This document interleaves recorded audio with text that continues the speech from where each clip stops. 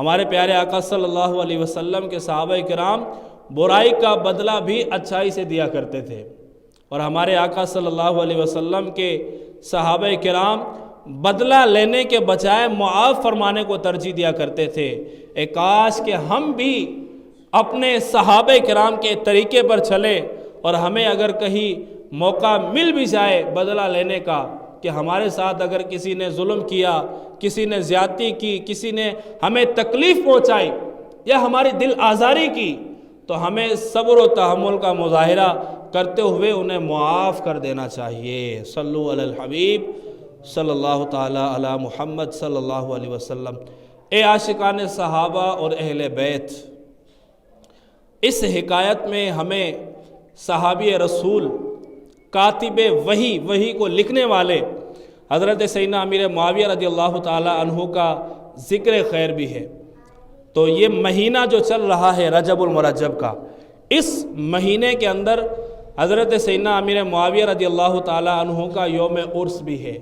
تو آئیے اسی مناسبت سے آپ رضی اللہ تعالیٰ عنہ کی سیرت اور کردار سے متعلق مختصر سا سنتے ہیں۔ حضرت سیدنا امیر معاویہ رضی اللہ تعالیٰ عنہ کا نام اسم گرامی معاویہ ہے۔ آپ کی کنیت ابو عبد الرحمن۔ حضرت سیدنا امیر معاویہ رضی اللہ تعالیٰ عنہ کی ولادت اعلان نبوت سے 5 سال پہلے ہوئی۔ 5 سال پہلے آپ کی ولادت ہوئی۔ حضرت سیدنا امیر معاویہ رضی اللہ تعالیٰ عنہ دراز قد یعنی لمبے قد والے تھے۔ حضرت سیدنا امیر معاویہ رضی اللہ تعالیٰ عنہ کا رنگ سفید اور خوبصورت اور شخصیت روبدار تھی۔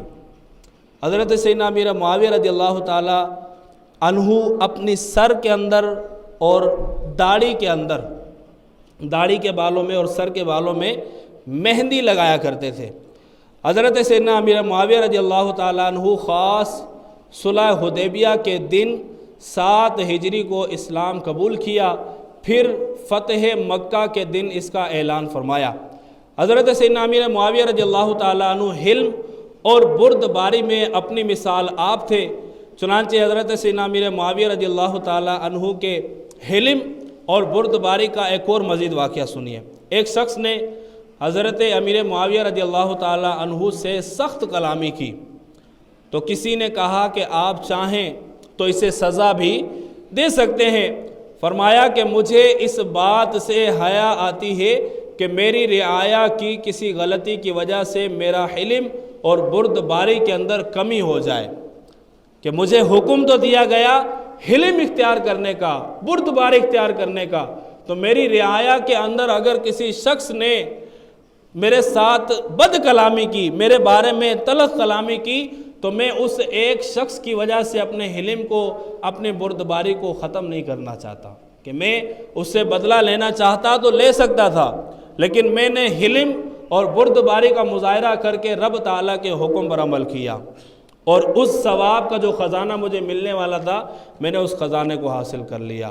تو عاشقان صحابہ اور اہل بیت، صحابی رسول حضرت سیدنا امیر معاویہ رضی اللہ تعالیٰ عنہ کے حلم اور بردباری سے ہمیں سبق حاصل کرنا چاہیے، اور ہمیں بھی حلم بردباری کو اختیار کرنا چاہیے، اپنے اندر ایسا جذبہ پیدا کرنا چاہیے۔ ہمیں بھی اپنے اندر نرمی کو اپنانا چاہیے، اور ایسی صفات کو اپنانا چاہیے کہ جو صبر و تحمل کے ساتھ تعلق رکھتی ہیں۔ ہمیں بھی چاہیے کہ ہم دوسروں کے ساتھ حسن سلوک سے پیش آئیں۔ ہمیں بھی چاہیے کہ ہم دوسروں کو تحائف دینے کی عادت اپنے اندر اپنائیں۔ آپ جب لوگوں کو تحائف دیں گے تو اس سے ہمارے اندر تحمل پیدا ہوگا، حلم پیدا ہوگی، مسلمانوں کی آپس میں محبت ہمارے درمیان جو ہے وہ آ جائے گی۔ اور ایسی عادتوں سے بچنا چاہیے کہ جہاں ہمارے آپس کے جو تعلقات ہیں، آپس کے رشتہ داری ہے وہ ختم ہو، ایسی چیزوں سے، ایسی باتوں سے بچنا چاہیے۔ پیارے پیارے اسلامی بھائیوں، تحمل مزاجی کا لغوی مطلب ہے کہ برداشت کرنا، غصہ نہ کرنا، آپے سے باہر نہ ہونا، جبکہ تحمل مزاجی کی تعریف یہ ہے کہ غصے کے وقت پرسکون اور مطمئن رہنا۔ ہم سن رہے ہیں کہ ہمیں تحمل مزاجی کا مظاہرہ کرنا چاہیے، تو کہتے کس کو ہے تحمل مزاجی؟ فرمایا کہ تحمل مزاجی کا مطلب یہ ہے کہ بندہ اپنے آپ کو غصے سے باز رکھے، جب بھی اس کو غصہ آ جائے تو وہ اس غصے کو کنٹرول کرنے کی کوشش کرے، غصے کے وقت بندہ مطمئن رہے، غصے کے وقت بندہ سکون میں رہے۔ فرمایا کہ جن کو یہ قدرت حاصل ہو گئی کہ وہ اپنے غصے پر قابو پا سکتا ہے تو وہ تحمل مزاجی کا مظاہرہ کرنے والا ہے۔ تو مجھے کسی نے گالی دے دی، مجھے کسی نے برا بھلا کہہ دیا، میرے بارے میں کسی نے غیبت کر دی، یا میرے پیٹھ پیچھے کسی نے برا بھلا بول دیا، تو اب مجھے غصہ تو آ رہا تھا اور میں انتقام بھی لینا چاہتا، بدلہ بھی لینا چاہتا، اس کو 2-3 باتیں سنا کے بدلہ بھی لے سکتا تھا، لیکن میں نے اپنے اس غصے کو کنٹرول کر لیا۔ تو یہ کیا کیا میں نے؟ تحمل مزاجی کا یہاں پر مظاہرہ کر لیا، اور یہ تحمل مزاجی کا جب ہم مظاہرہ کریں گے تو ثواب کا ہمیں ڈیر و خزانہ حاصل ہوگا۔ اور تحمل مزاجی یہ ایک ایسا بہترین عمل ہے کہ جو خوش نصیب مسلمان کو ہی حاصل ہوتا ہے، اور خوش نصیب مسلمان ہی اس عمل کو بجا لاتا ہے، اور اس کا شمار رب کریم کے پسندیدہ بندوں میں ہوتا ہے کہ جو بندہ تحمل مزاجی کا مظاہرہ کرتا ہے وہ اللہ تبارک و تعالیٰ کے پسندیدہ بندوں میں شمار ہوتا ہے۔ تو مجھے ضرورت کیا ہے بھائی انتقام لینے کی، مجھے ضرورت کیا ہے بدلہ لینے کی، مجھے ضرورت کیا ہے کہ میں بھی اگر اس نے مجھے برا بھلا کہہ دیا تو میں بھی اس کو برا بھلا کہہ لوں، تو مجھ میں اور اس بندے میں فرق کیا رہے گا؟ ہم دونوں ایک جیسے ہی ہو جائیں گے۔ تو اگر میرے ساتھ کسی نے برا کیا، میرے ساتھ زیادتی کی، تو میں اب کیا کروں؟ صبر و تحمل کا مظاہرہ کر کے اپنے رب تعالیٰ کا پسندیدہ بندہ بن جاؤں۔ یہ ہمیں آفر مل رہی ہے کہ رب تعالیٰ کا پسندیدہ بندہ کون بن سکتا ہے۔ یہ ہمیں آفر مل رہی ہے کہ رب تعالیٰ کا پسندیدہ بندہ وہ بن سکتا ہے کہ جو اپنی زندگی کے اندر، اپنی ذات کے اندر صبر و تحمل کا مظاہرہ کرے گا، حلم کا مظاہرہ کرے گا، بردباری کا مظاہرہ کرے گا۔ آج ہم چاہتے ہیں کہ یار میں فلاں بندے کی نظر میں عزت دار بن جاؤں، فلاں بندے کی نظر میں اچھا بن جاؤں۔ تو یہ بندوں کی نظر میں اچھا بننا چھوڑ دیجئے، بندہ یہ سوچے کہ یار میں رب تعالیٰ کی بارگاہ میں کیسے بندہ بن سکتا ہوں، میں رب تعالیٰ کی بارگاہ میں کیسے پسند آ سکتا ہوں۔ بندہ ان چیزوں کی طرف آئے۔ آئیے سنتے ہیں قرآن پاک کے اندر اللہ تبارک و تعالیٰ نے ارشاد فرمایا، پارہ 4 سورہ آلی عمران کی آیت نمبر 134 میں اللہ تبارک و تعالیٰ ارشاد فرماتا ہے، وَالْقَاظِمِينَ الْغَيْظَ وَالْعَافِينَ عَنِ النَّاسِ وَاللَّهُ يُحِبُّ الْمُحْسِنِينَ۔ ترجمہ، اور غصہ پینے والے اور لوگوں سے درگزر کرنے والے اور نیک لوگ اللہ کے محبوب ہیں۔ تو وہ بندہ کہ جو غصہ پینے والا ہے، وہ بندہ جو لوگوں کو معاف کرنے والا ہے، درگزر کرنے والا ہے، فرمایا کہ یہ ایسے لوگ ہیں جو اللہ تبارک و تعالیٰ کی بارگاہ میں پسند ہیں، اللہ کے پسندیدہ بندوں میں ہیں۔ تو اگر ہم چاہتے ہیں کہ رب تعالیٰ کی بارگاہ میں پسند آ جائے، اللہ تعالیٰ ہمیں بھی پسند فرماتا رہے، تو ہمیں کیا کرنا ہے؟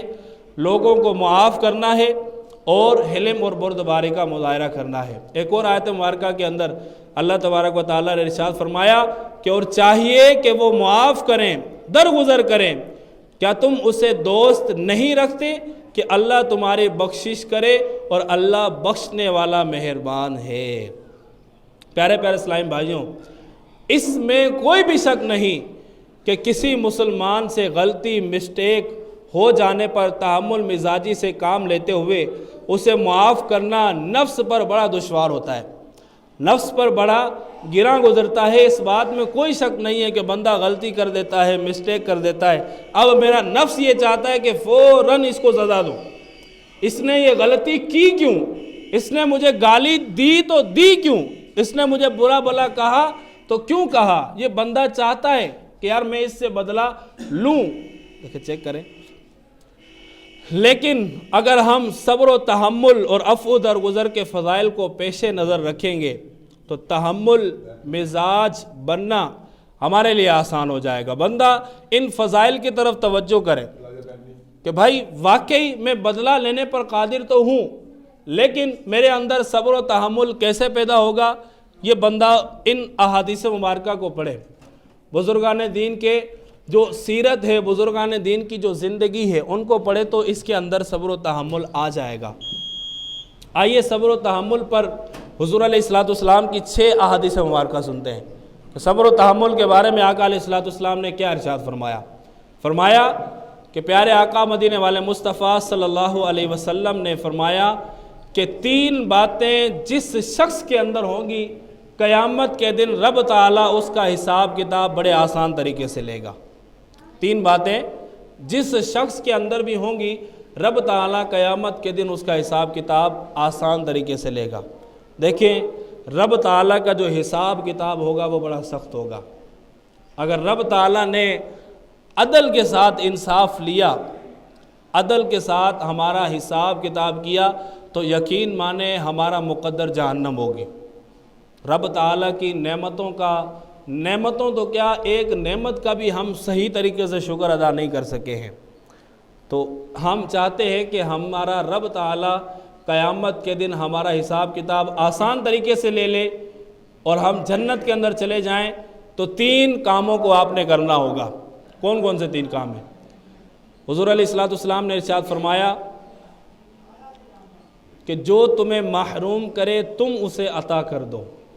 پہلا کام کہ جو تمہیں محروم کرے تم اسے عطا کر دو۔ آپ نے کسی سے کوئی چیز مانگی، اس نے آپ کو نہیں دی، اور وہ بندہ آپ کے پاس آ گیا تو آپ اس کو عطا کر دے۔